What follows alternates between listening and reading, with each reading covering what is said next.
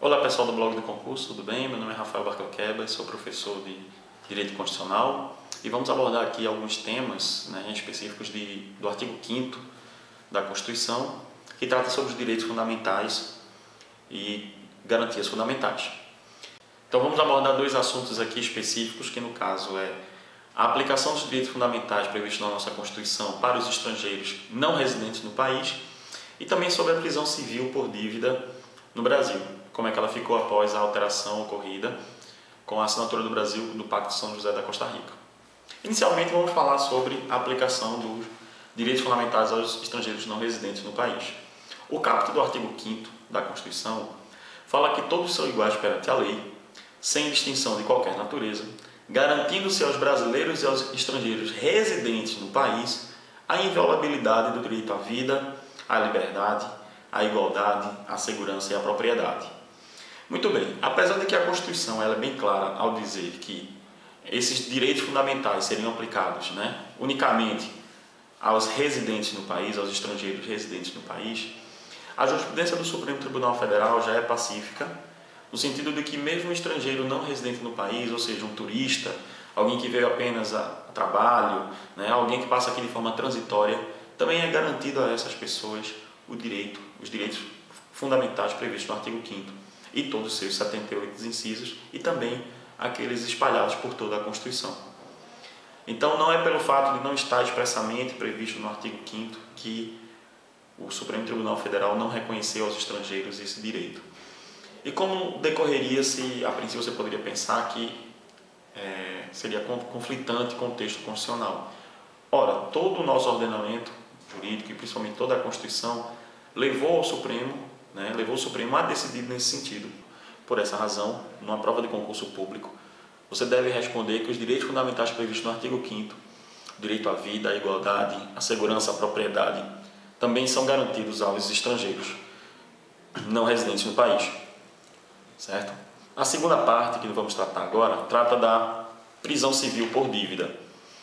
O artigo 5º, no inciso 67, diz que não haverá prisão civil por dívida, salvo a do responsável pelo inadimplemento voluntário e inexcusável de obrigação alimentícia e do depositário infiel.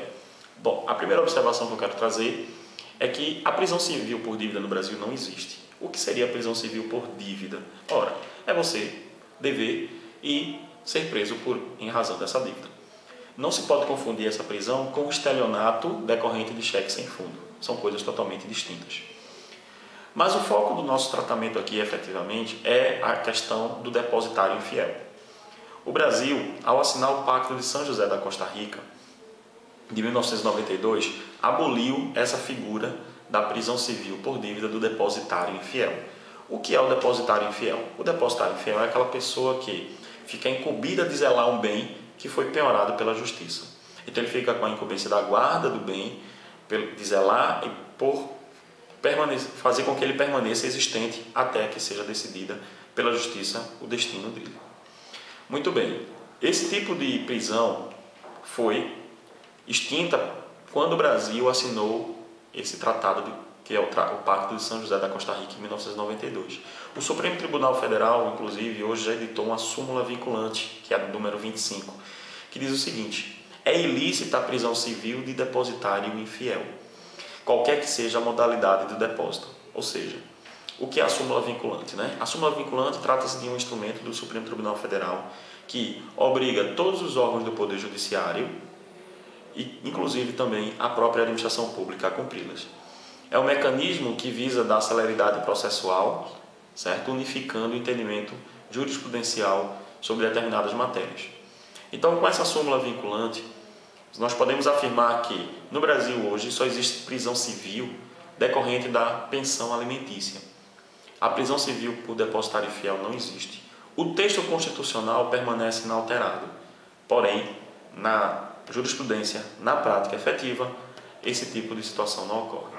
No concurso público, como deve ser tratada essa matéria? Primeiro, você deve estudar bastante como é que pensa a banca examinadora do concurso. Quem é a banca examinadora? Aquela organizadora que vai realizar o concurso público.